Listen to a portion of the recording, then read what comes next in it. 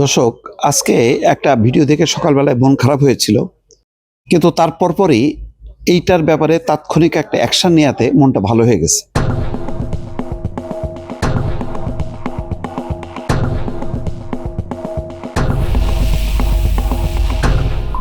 আগে দেখাই মানে কোন সেই ভিডিও। বলেন আমাকে। আমি ম্যাজিস্ট্রেট, আমি ইউনিয়নের চেয়ারম্যান, আমি আপনি ম্যাজিস্ট্রেট, আমি চেয়ারম্যান, আপনি জানেন তো। এটা আমাকে বলতে সমস্যা কোথায়? বলেন। আর মোবাইল তো হচ্ছে আগে স্বাক্ষর করার আগে আমাকে বলেন। আচ্ছা আপনি আমাকে বলেন আগে, ইউনিয়ন বলেন। আপনি ইয়া আছে কি আছে? আমার ইউনিয়ন এটা, আমি ইউনিয়নের চেয়ারম্যান। আপনি মোবাইল কোড করবেন আগে আমাকে বলতে হবে। ইউনিয়নে মোবাইল কোড করলে হ্যাঁ কি বলছে? এটা মোবাইলে আছে। আরে আইনে আছে, চেয়ারম্যানের আইনে আছে। চেয়ারম্যানের আইনে আছে। আচ্ছা, এটা যখন দেখছি ঠিক তারপর পরই আপনাদেরকে একটা আদেশ দেখাই, যেটা কিছুক্ষণ আগে হাতে পেলাম। এটা একটা মানে বেশ চমৎকার আদেশ।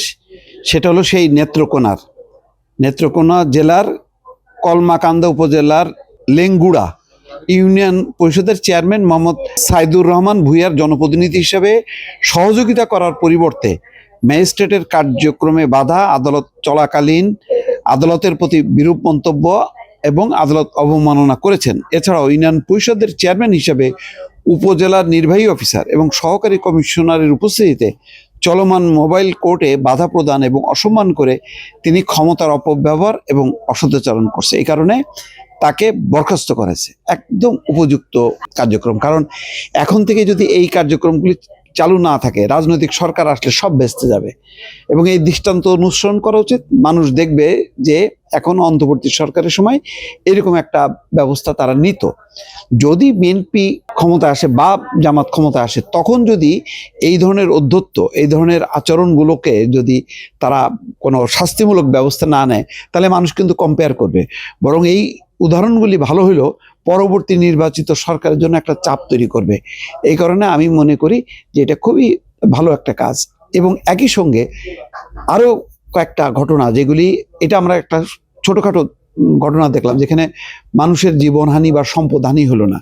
বেশ কিছু মব তৈরি হয়েছে অতীতে, এবং অতীতে যে সমস্ত মবগুলো যার পেছনে শুধুই মাত্র ক্ষমতার অপব্যবহার, শুধুই মাত্র ব্যক্তির স্বার্থে, সেই মবগুলো নিয়ন্ত্রণের ব্যাপারে এবং যারা জড়িত তাদেরকে দ্রুত গতিতে এই সময় গ্রেপ্তার করা দরকার।